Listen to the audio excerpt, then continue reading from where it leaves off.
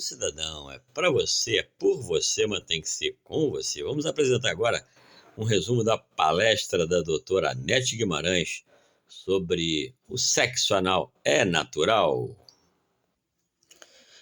Essa palestra da doutora Anete está no YouTube, nesse endereço. É uma palestra de mais de 20 minutos sobre o sexo anal é natural, é uma coisa normal. Nós fizemos um resumo com 20 mini áudios aqui do que nós entendemos acerca dessa brilhante palestra da doutora Anete. O que acontece? Vocês não vão ter a chance de ouvir isso em outro lugar. Vocês me dão mais 10 minutinhos? Aguentam um pouquinho? Na verdade, foram mais de 20 minutos. Eu vou falar sobre sexo anal.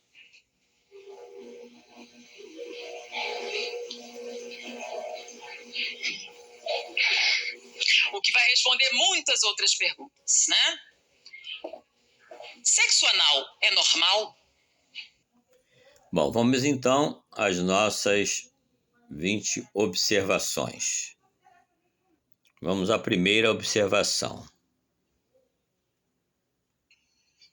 A AIDS é uma doença que torna a pessoa imunodeprimida, portadora da AIDS. E aí fica com um organismo fraco e oportuno para que outras doenças realmente entrem e aí detonem.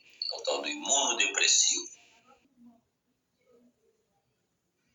Aí ela mostra, faz o desenho da vagina feminina com o útero e o ovário. E mostra também o aparelho, todo intestinal, de excretor de uma pessoa. E aí, esse trabalho que ela estava fazendo, monografia de final de curso, ela disse que todo imunodeprimido, pessoal que tinha AIDS, tinha endocardite bacteriana. Aí o professor riscou e falou não. E aí ela foi pesquisar mais.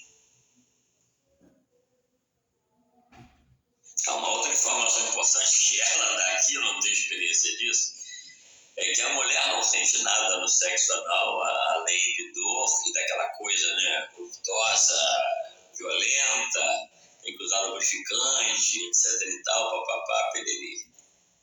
Por isso é que ela tem um órgão natural, que é a vagina, para fazer sexo de verdade. Foi a primeira ideia dela, já que os 120 investigados de AIDS tinham esse problema. Endocardite bacteriana, que é quando as válvulas cardíacas ficam cheias de bactérias. É a primeira ideia dela. E aí, para terminar a apresentação dela, ela diz que, quem é que faz a apologia do sexo anal? Todas essas revistas de sexo, as televisões que hoje estão denegrindo a parte moral, nenhum mundo científico incentiva a prática do sexo anal. E as consequências, como a ciência mostra, são desastrosas, sim. Imunodepressivo não, imunodeprimido. Naqueles 120 falecidos que eles pesquisaram, dos 20 atuais, os 100 que já tinham, os 20 que estavam no ambulatório e os 100 que já haviam falecido, ela viu que a primeira doença que matava era a tal da endocardite bacteriana, coincidência. Depois vinha a tuberculose e outras doenças maiores que são as tais oportunistas, se apoderam de um organismo enfraquecido, não imune, e aí derruba. E um dado importante que ela dá nessa palestra é que a incidência de câncer retal se dá nos homossexuais acima de 30%. E nos heteros, cerca de 3%, ou seja, 10 vezes mais.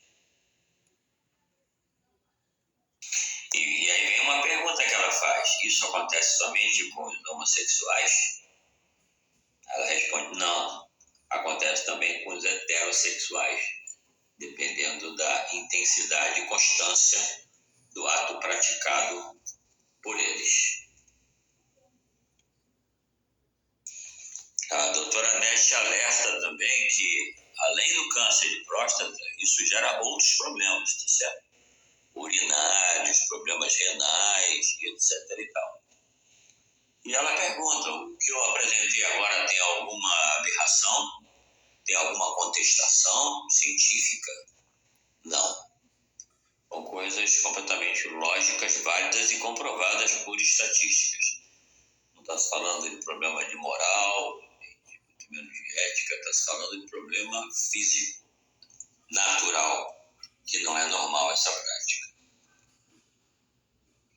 Aí então o professor explicou para ela que a endocardite bacteriana, que era as bactérias nas válvulas cardíacas nessa doença, não era proveniente da AIDS, e sim proveniente do sexo anal. E aí ela analisa a função do aparelho genital feminino, que foi projetado para se fazer o ato sexual, a reprodução humana. E aí ela analisa o aparelho excretor, que foi projetado para receber alimento e colocar para fora. Essa função bem natural, orgânica. Ela fala nas doenças oportunistas, que são aquelas que oportunamente se apoderam do organismo humano pela fraqueza, né? Pela falta de imunidade. Vamos agora para os heteros. Quando o homem está fazendo ato sexual, na parte da frente da próstata, que está ali perto do pênis, a parte dianteira, tem uma camada córnea que protege dos impactos do ato. Parte da frente dessa camada córnea. Já na parte de trás, do homossexual, no caso, que recebe o ato sexual, não tem essa camada córnea. Isso gera os cânceres de próstata.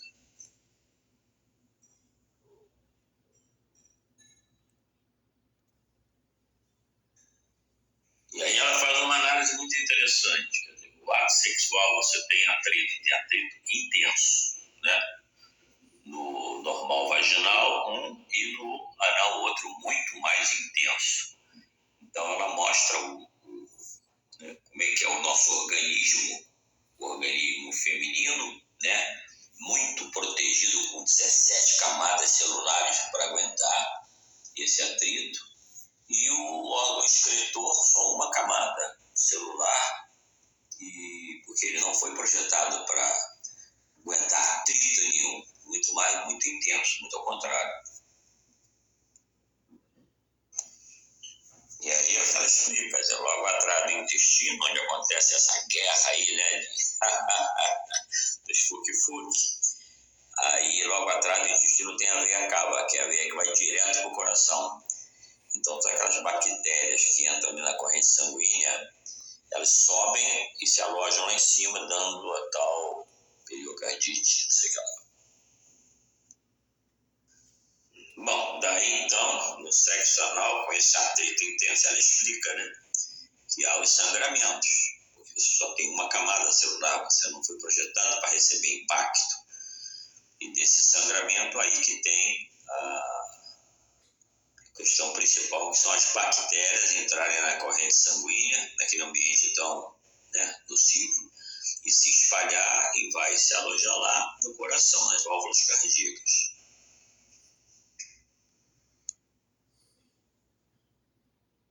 E aí ela dá um dado alarmante, né? Entre os homossexuais, o câncer de próstata chega a 68%, e nos hétero, isso fica também na faixa de 4 a 6%, em função desse ato sexual, porque a próstata na parte de trás, ela não tem aquelas camadas protetoras. E o ato sexual anal, ele é muito intenso, porque para se atingir a próstata, você tem que bater com força e até que a próstata se inflama lá e ela cresce de tamanho e vai até permitir lá as glândulas gerarem a ejaculação. Isso, na prática de muitas vezes, isso eleva realmente a displasia e a esse câncer.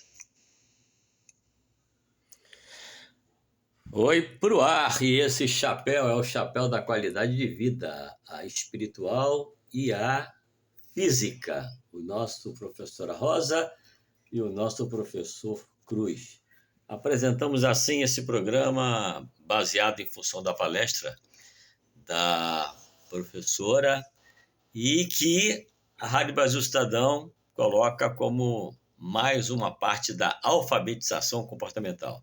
Lembrando que a ética é tudo aquilo que você faz baseado nas leis. Você não burla as leis, você é uma pessoa completamente assim ética, né? Tudo pelo bem comum. E a moral é uma questão, diríamos assim, mais complexa. Entenderam? Não, pois ao contrário.